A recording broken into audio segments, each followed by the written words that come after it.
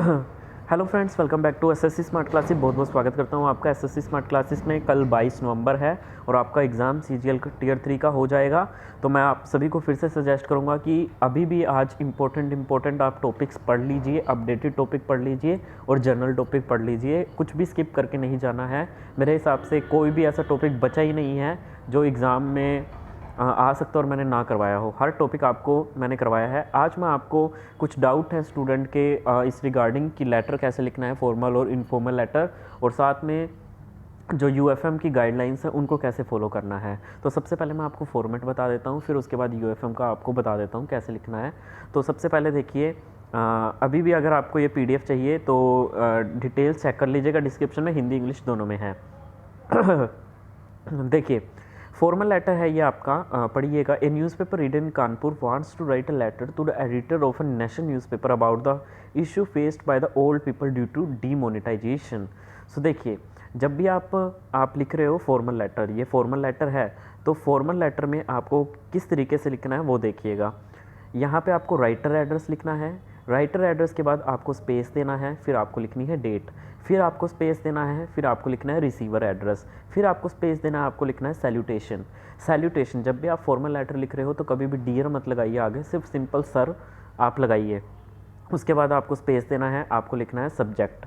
कभी भी informal letter में सब्जेक्ट नहीं आता मोस्ट प्रोबेबली। उसके बाद आप अपनी बॉडी लिखिए, फिर यूअर्स ट्रूली, यूअर्स फेथफुली, ये सब आप लिख सकते हो, और फिर अपना नाम अगर दिया हुआ है यहाँ पे। तो यहाँ पे देखिए क्या क्या दिया हुआ है। आपके एड्रेस में सिर्फ यहाँ पे कानपुर मेंशन है, तो नए रूल के अकॉर्डिंग आपको यहाँ पे सिर्फ क्या लिखना है, कानपुर लिखना है। सिर्फ आपको कानपुर लिखना है, आपको उत्तर प्रदेश भी नहीं लिखना है। सिर्फ कानपुर दिया है तो कानपुर लिखना है। आप स्पेस देंगे, आप डेट लिखेंगे, और फिर उसके बाद डेट आप इस तरीके से भी लिख सकते हो, या फिर आप ऐसे भी लिख सकते थे 1 जनवरी कोमा लगा के 2020, इस तरीके से भी आप जो है वो लिख सकते हो। उसके बाद आप डेट लिख दी, उसके बाद आपको स्पेस देना है। स्पेस देने के बाद फिर आपको रिसीवर एड्रेस लिखना है। अब रिसीवर एड्रेस में सिर्फ आपको दिया हुआ है दी एडिटर, ठीक है, दी टाइम्स ऑफ इंडिया, सिर्फ इतना लिखना है।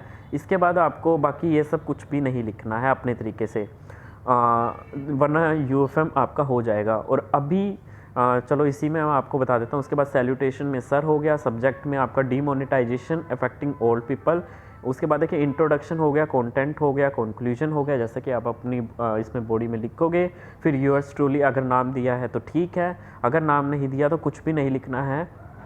अब देखिए जब एसएससी ने अपनी नोटिफिकेशन जारी की थी तो उसमें उन्होंने इमेजिनरी वर्ड यूज़ नहीं किया था कि आपको अपना कुछ भी इमेजिनरी जो है वो नहीं लिखना है, पहली बात। दूसरी बात यह है कि आपको जब आंसर शीट मिलेगी तब आपको वहाँ पे इंस्ट्रक्शन पढ़नी है। आपको अच्छा खासा टाइम मिल जाएगा इंस्ट्रक्शन पढ़ने के लिए, तो वहाँ पे आप इंस्ट्रक्शन पढ़िए। कुछ चीज़ें इंपॉर्टेंट रहती हैं, जैसे मीडियम इंग्लिश है या फिर हिंदी है, ये आपको टिक मार्क करना है।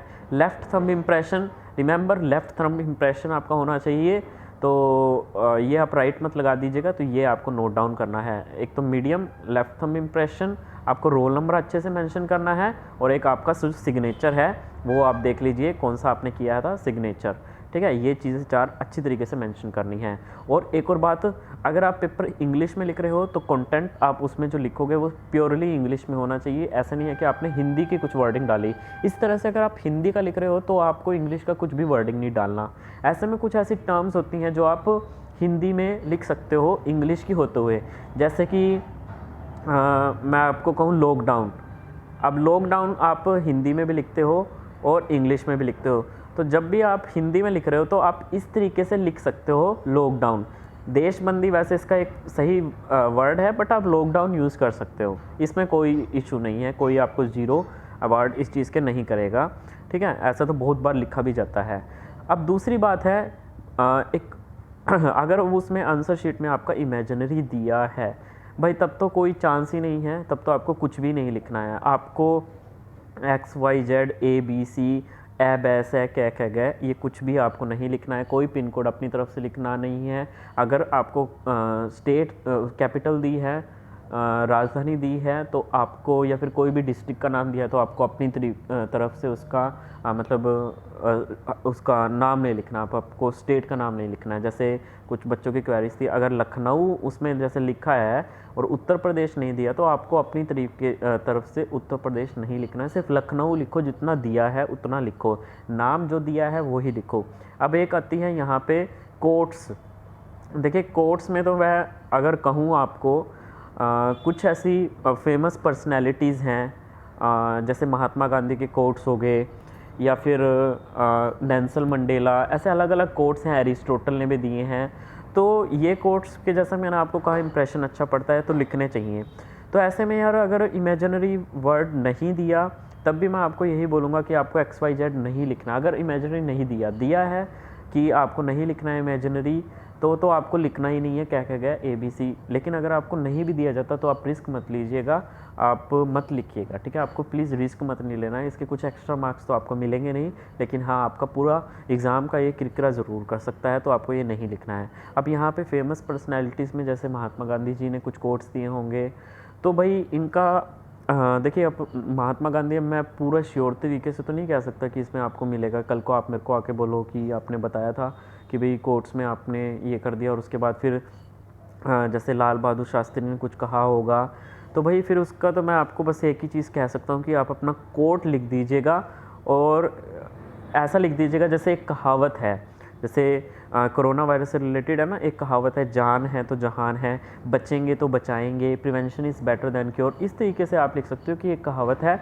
या फिर एक महापुरुष ने कहा है, एक महापुरुष ने कहा है, ये आप लिख सकते हो, ठीक है। इस तरीके से आप लिख सकते हो। आप कोट लिख देना, कोट के बाद इस तरीके से, या फिर स्टार्टिंग में आप लिख देना कि एक महापुरुष ने ये बात कही है, सिर्फ इतनी बात लिख देना। क्योंकि बेसिकली जो जितने भी फेमस पर्सनालिटीज़ हैं वो एक तरीके से यार फेमस क्यों हैं, वो इसलिए फेमस है ना क्योंकि उन्होंने अच्छे काम किए हैं। कोई फ्रीडम फाइटर है तो किसी ने देश की आज़ादी के लिए बहुत प्रयत्न किए हैं, तो फिर ऐसे लोगों के ही हम कोट्स लिखते हैं। तो फिर हम ऐसा लिख देंगे कि एक महापुरुष ने कहा है, ठीक है। तो लेकिन और एक और बात है, आप प्रेजेंट लीडर्स के, जो भी प्रेजेंट लीडर्स हैं या फिर जो भी लीडर्स हैं आजकल के, जो फेमस भी हों भले ही, लेकिन आपको नहीं लिखना है, उनके नाम नहीं लिखना है। जैसे राहुल गांधी हो गया, कुछ भी है, जैसे अमित शाह, नरेंद्र मोदी, इन सब के कोई नाम आपको लिखने की ज़रूरत नहीं है, क्योंकि इनका कुछ भरोसा नहीं है ये बाद में आपको UFM दे दे। और कोई भी ऐसी छोटी बड़ी, ठीक है, छोटी बड़ी, ये सब आपको कोई नाम नहीं इसमें लिखना है, ठीक है। अब जैसे यहाँ पे आप लिखते थे ना प्रिय अनुज, अनुज भी एक नाम होता है, ठीक है, तो ये भी आपको नहीं लिखना है, ठीक है। प्रिय भाई, ठीक है, ये सिर्फ इतना लिख देना। अनुज अग्रज आपको नहीं लिखना है, क्योंकि ये उसमें भी गाइडलाइन में, मतलब उसमें आपको रिस्क नहीं लेना है। अब कोई छोटी लिख रहा है, कोई बड़ी लिख रहा है, उसमें भी ये लोग जो हैं वो UFM दे रहे हैं, तो आपको रिस्क ही नहीं लेना है, तो आपको मैं सजेस्ट करूँगा आप मत लिखिए। अब आगे आता है आपका इनफॉर्मल लेटर्स का। इनफॉर्मल लेटर्स में देखिए, write a letter to your friend, describe the wonderful experience of the adventure trip you went with your college mate in not more than 150 words. तो यहाँ पे जब भी आप इनफॉर्मल लेटर्स लिखें तो इनफॉर्मल लेटर्स में हमेशा आपका राइटर एड्रेस आता है, स्पेस आता है, डेट आती है, फिर आपका सैल्यूटेशन आता है। इसमें आप डियर लगा सकते हो, कोई इशू नहीं है, क्योंकि आपका मित्र है, तो आप सर को लिख रहे हो, प्रिंसिपल को लिख रहे हो, तो आप डियर सर लिख सकते हो। फिर उसके बाद आपका बॉडी में आपका इंट्रोडक्शन होता है, कंटेंट, कंक्लूजन, फिर योर्स लविंगली, और नाम अगर दिया है तो। अदरवाइज़ आपको कुछ नहीं लिखना है, ब्लैंक छोड़ देना। इवन आपको कांटा भी मार्क नहीं करना, आपको इस तरीके से भी मार्क नहीं करना। पिन कोड अगर दिया है तो ठीक है, अगर पिन कोड नहीं दिया तो आपको अपने तरीके से पिन कोड नहीं लिखना है। तो भाई ये तो मैं सिर्फ आप लोगों के लिए बोल रहा हूँ, अदरवाइज़ मुझे तो क्या है, मैं तो बस आपको एक वही दे सकता हूँ। हम लोग तो कुछ कर नहीं सकते अगर SSC आपको फिर 0 मार्क्स अवार्ड कर दे। अगर इमेजिनरी नहीं लिखा है, मैं तो यही कह रहा हूँ कि तब भी आपको रिस्क नहीं लेना चाहिए, आपको नहीं लिखना चाहिए। ऐसे में तो बस यही है, ऐसे में इंट्रोडक्शन रहता है आपका, इंट्रोडक्शन के बाद फिर आपका क्या रहता है, आपका बॉडी रहती है। बॉडी में आपका कोज लिखोगे, आप नीड लिखोगे, प्रोज लिखोगे, कॉन्स लिखोगे, सोल्यूशन लिखोगे, और लास्ट में इन सारी चीज़ों का आपको कंक्लूजन लिखना है। और कंक्लूजन में आप क्या बताते हो, अपनी खुद के सजेशन कि हाँ गवर्नमेंट ये कर सकती थी, वो कर सकती थी, हमें ये करना चाहिए, हमें वो करना चाहिए। तो लास्ट में हम अपनी सजेशंस और जो है वो मेनली कंक्लूजन में लिखते हैं कि ऐसा ये जो है वो कर सकते हैं और ऐसा सा हमें करना चाहिए। तो ये सारी कुछ चीज़ें हैं। आई होप आपको समझ आई होगी। और इसके अलावा अगर आप अभी भी अपडेटेड टॉपिक जो है वो और ये सारी चीज़ें एक प्लेटफॉर्म पे आपको मिल रही हैं, डिस्क्रिप्शन चेक कर लीजिएगा अगर आपको लेनी है। वीडियो अच्छी लगी हो तो प्लीज़ इस वीडियो को ज़्यादा से ज़्यादा शेयर कीजिए। और हाँ, कुछ भी आपका डाउट हो तो please don't hesitate to comment us.